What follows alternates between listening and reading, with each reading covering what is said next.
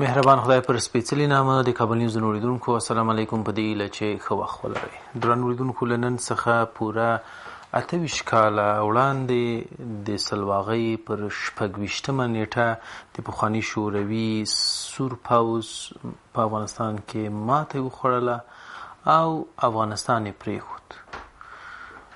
دا چې څنګه افغانستان ته پخواني شوروي ځواکونه راغلل او څنګه دې ته اړ شو چې ګویا افغانستان پرېږدي، پر دې باندې خورا ډېر بحثونه هم شوي دي. خو بیا هم د دې ورځې په درنښت او مناسبت باندې پر دې مسایلو باندې یو ځل بیا بحث لرو چې راتګ یې افغانستان له کومو ناخوالو سره مخ که او تګ یې هم کومې ناخوالې د افغانستان او یا هم د افغانانو پر نصیب شوې.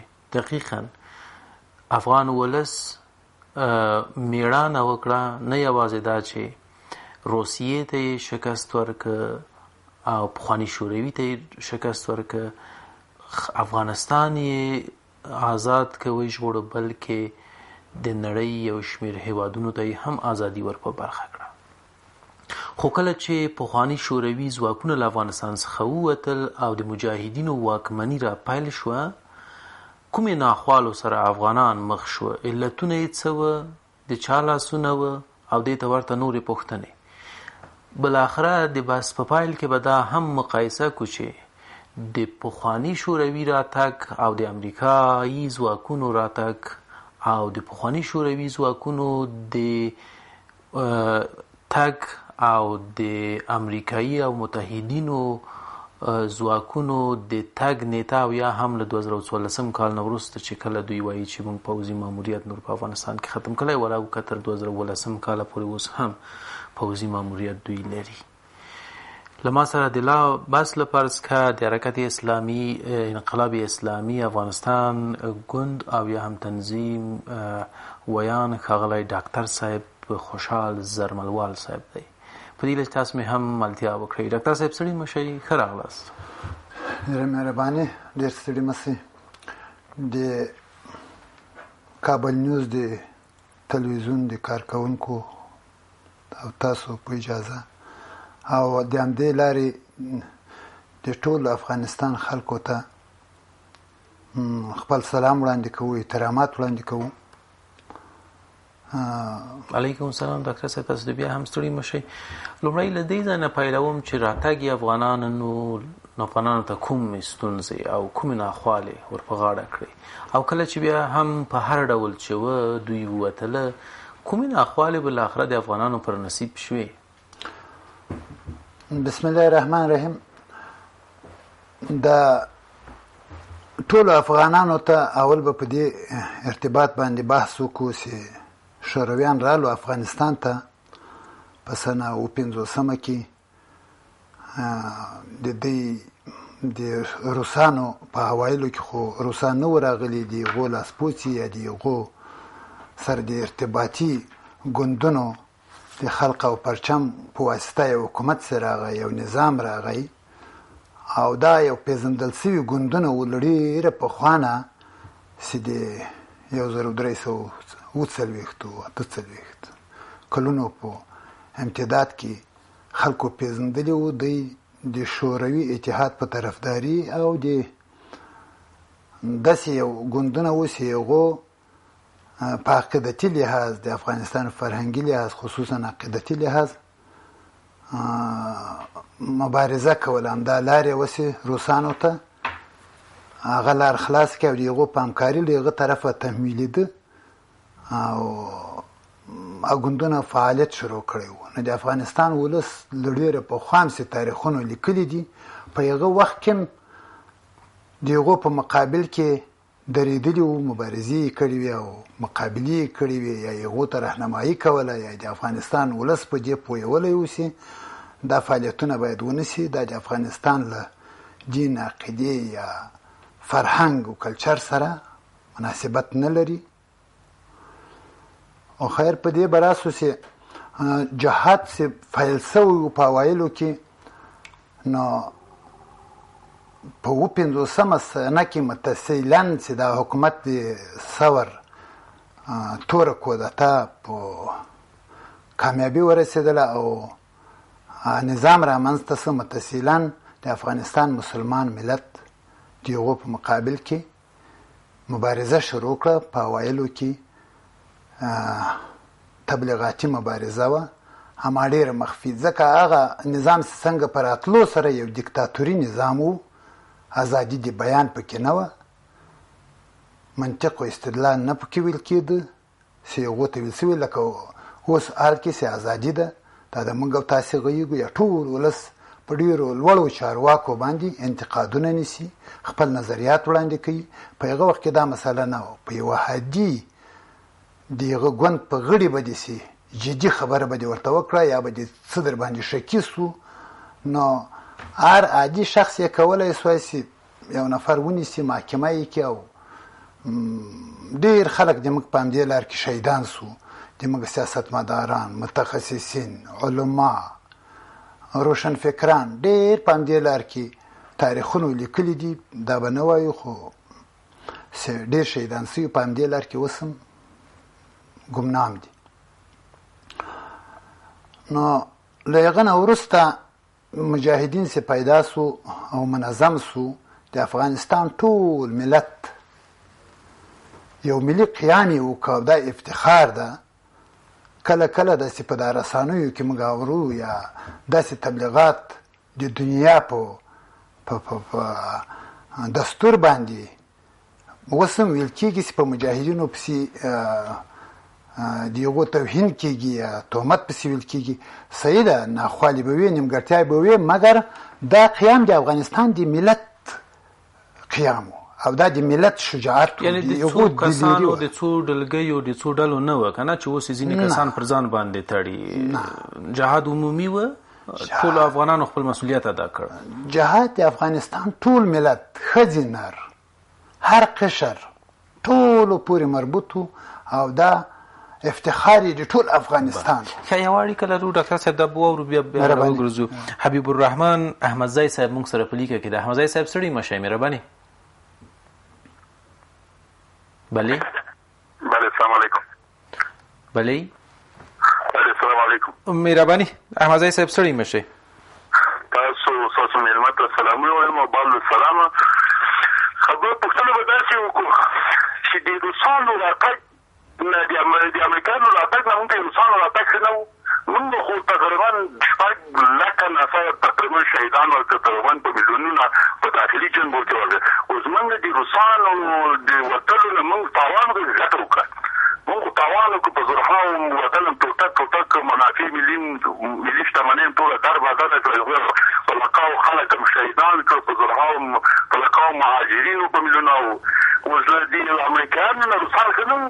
مونږ خو که روغ ولرو ډاکټر نجیب چې دوی د مجاهدینو ته حق او مونږ یې ډېر ماشومانو وخت کې دا کتابونه لوستل چې راځي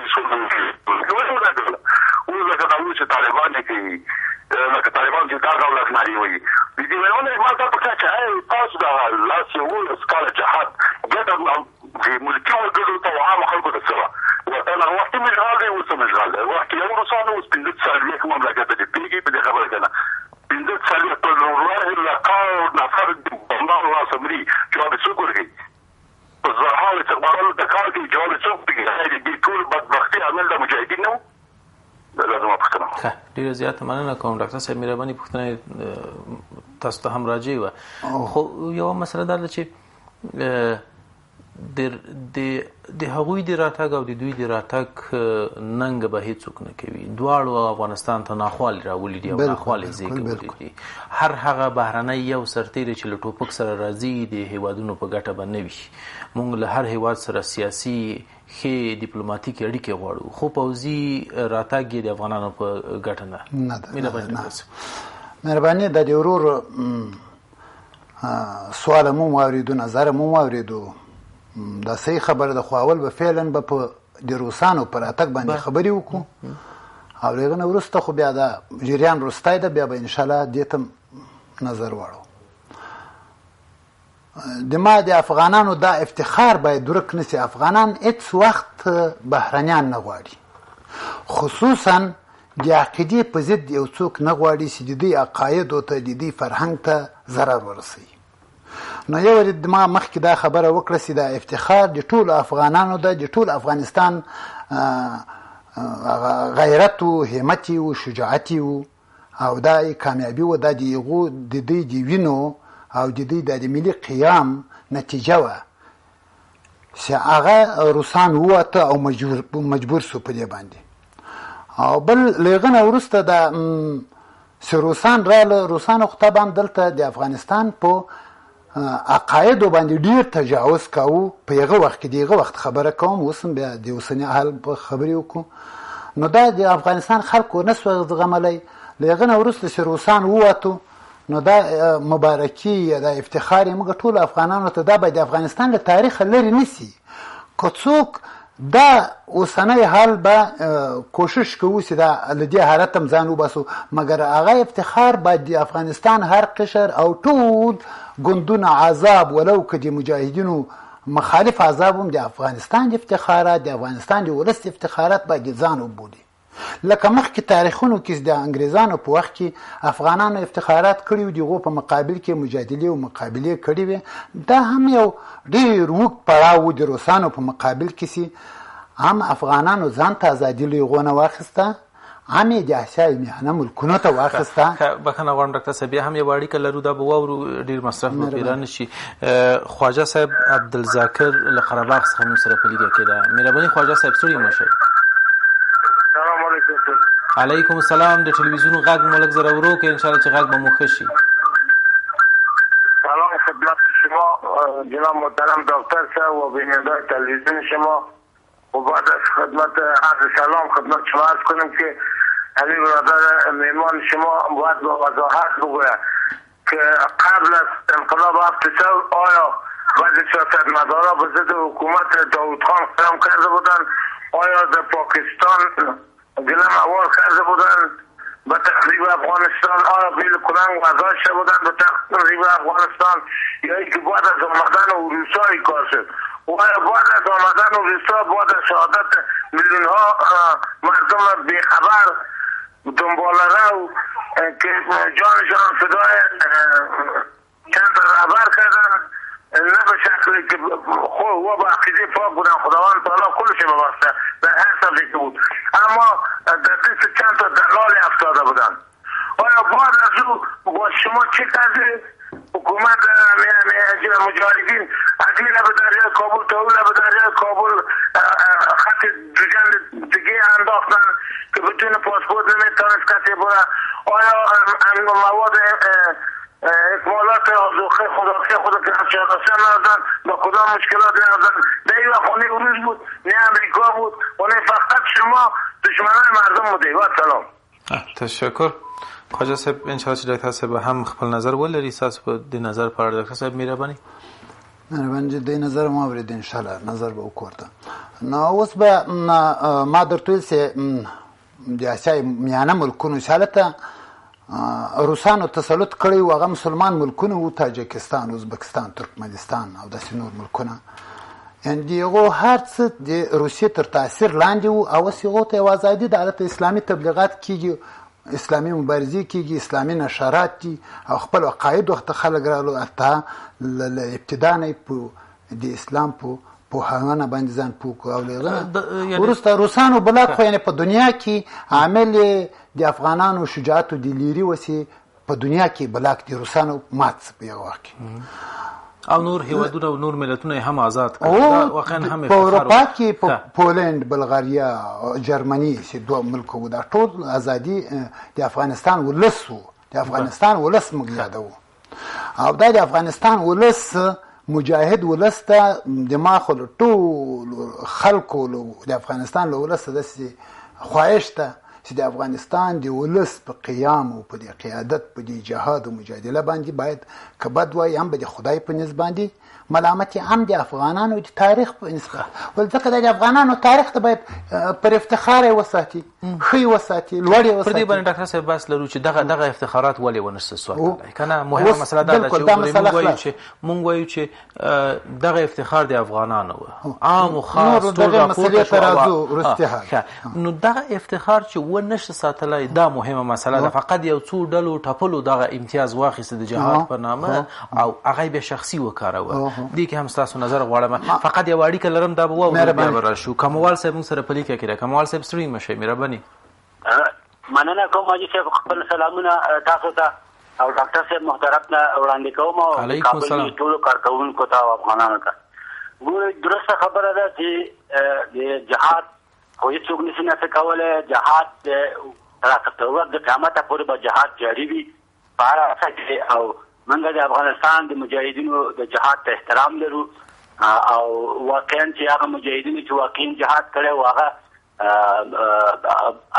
لاړه د صحنې نه ووتل او ډېر کم خلک چې هغوی اوسه پورې د روسان نه کومک اخلي هغوی د جهاد هغه ګټې واخیستې. زه ډاکټر صاحب دا وایم چې ډاکټر صاحب همیش د خاطره که چېرته تاسو راځئ کښېنئ او تاریخ بیانوئ نو تاریخ واقعیتونه بیان کوي. اوس که زه دا ووایم چې ډاکټر نجیب ټول جوماتونه وسوځول او څوک چې ساعتي لمونځ کوه هغه یې ووژل او کابل ښار کې یو جومات نه و پاتې شعون اسلامي موږ نه لرل یو شی هم نه لرو. نو که په دې خبره ډاکټر صاحب ته خوشحالېږي دا به موږ وکړو خو دا دروغ دي دا حقیقت نه ده. زه درته دې څه یم ډاکټر صاحب چې یو روسان هېڅ چا هم نه دي راوستي. روسانو خپله تجاوز وکړ خپله په دې خاورې ته راننوتل. دا اوس یو مرجع ده یو بهانه ده چې د چا په نامه لکه څنګه چې امریکایان راننوتل. اوس ډېر خلک د بین پنجاوزو د سوري لاندې کابل ته راننوتل. موږ اوس کوم یو محکمه کوو د امریکا راتګ په چا ور واړو.